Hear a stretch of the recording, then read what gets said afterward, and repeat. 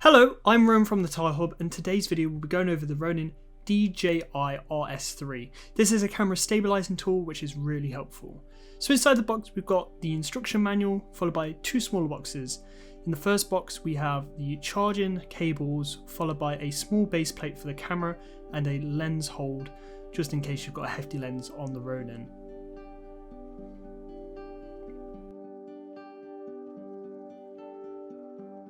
Okay, moving over to box 2, we have a mini tripod followed by a battery mount as well as the camera quick detach plate. And then finally the main body, we're just going to leave this in the box for now. So to start with, we want to set the camera. We want to make sure we've got all of the right attachments on the camera, we want to have full battery, we want to have our SD cards in, because we need to make sure the weight of the camera remains consistent and reliable before we set up, because the stabilization will rely on the weight of the camera over anything else. And once the camera is set up, you want to move over to the battery and the mini tripod and connect these two via the screw at the bottom of the battery. And once both of those are screwed together, we're going to take the main piece of the Ronin and connect this to the top of the battery by simply pushing down and letting it click in place and then locking it. Now that the main body's on, we want to take the plate for the quick release camera latch and place this onto the Ronin by simply sliding it in.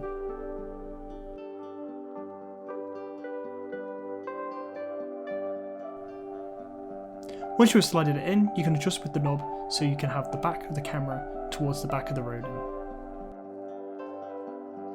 Now we want to take a camera and place the smaller plate on the bottom. You want to attach this sideways instead of the lengthways I'm doing it, so it will properly attach to the Ronin. I do rectify this mistake later and it attaches perfectly on when I slide this into the slot.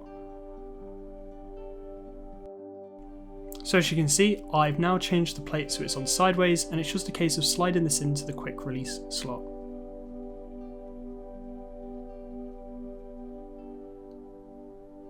You'll hear a small click when it pops into place, and then you'll want to make sure that you lock the back where the latch is.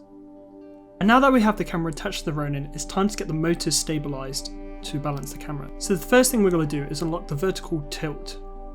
This will send the camera on a decline, but what you want to do is to adjust the camera so it's facing up. From here, there's a latch on the side. Unlock the latch, lift the camera up and slightly twist, and push the camera forward or back until the camera is staying perfectly up without pulling forward or pulling down. Now you want to push the camera forward so it's facing straight ahead. This might send the camera downwards, which is the next thing we will adjust. So to do this, we're going to go down to where the camera quick latch is, unlock it and then use the adjuster to move the camera forward or backwards. Once the camera is perfectly still facing forward, we're going to lock it back up and then we're going to twist it up to adjust the vertical tilt axis again, because there might be a slight error. As you can see on mine, there is a slight error, so all I'm going to do is to adjust my vertical tilt axis again so the camera's pointed straight up. Now this can be quite a finicky process on all of the motors, so take your time, be patient, and it will eventually work out.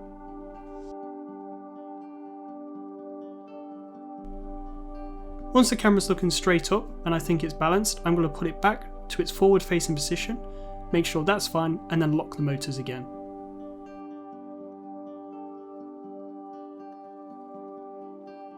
So as you can see, it's now balanced.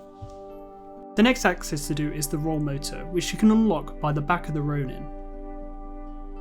This will send the camera on an incline sideways, and what we want to do is to adjust the motor so the camera is still facing straight ahead. So I'm going to unlock the back and I'm going to move the camera left and right on the axis until it's facing straight ahead and it's not tilting in either direction. As you can see here, it's about correct, so I'm going to lock off the motor now. The last axis is the pan axis, so we're going to unlock at the base and make sure we undo the latch so we can adjust the pan. Now, unlike the other axis, what we need to do here to test the motor itself is to tilt the camera about 45 degrees off the table. Basically, we want the camera to remain stationary, so I'm going to move the camera forward and now slightly back until it stays about stable as it's doing now. Now this might need some micro adjustments just to get perfect. and then make sure to lock it all into place. So now my camera should be all stable, so I'm going to unlock all my motors just to make sure that it's all staying stationary and it all seems balanced.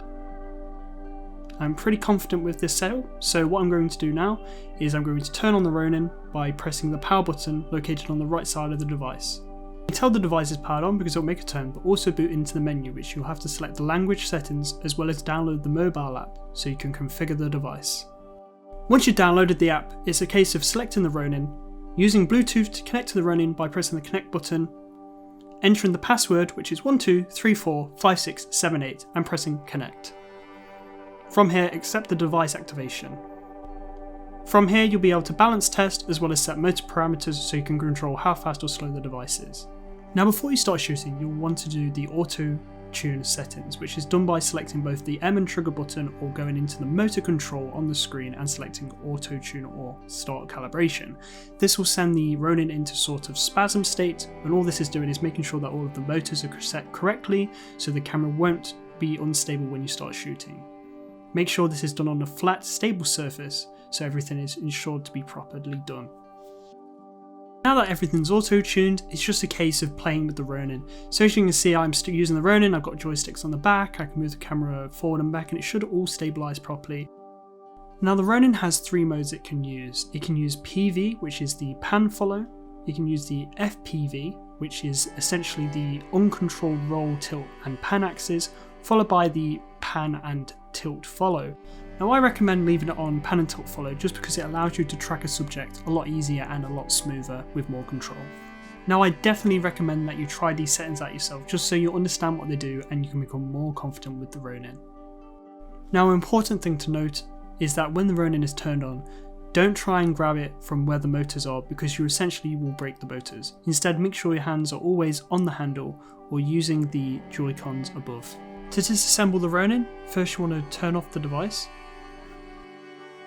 Then, using the quick latch release, remove the camera from the Ronin by simply pressing the button and sliding the camera out.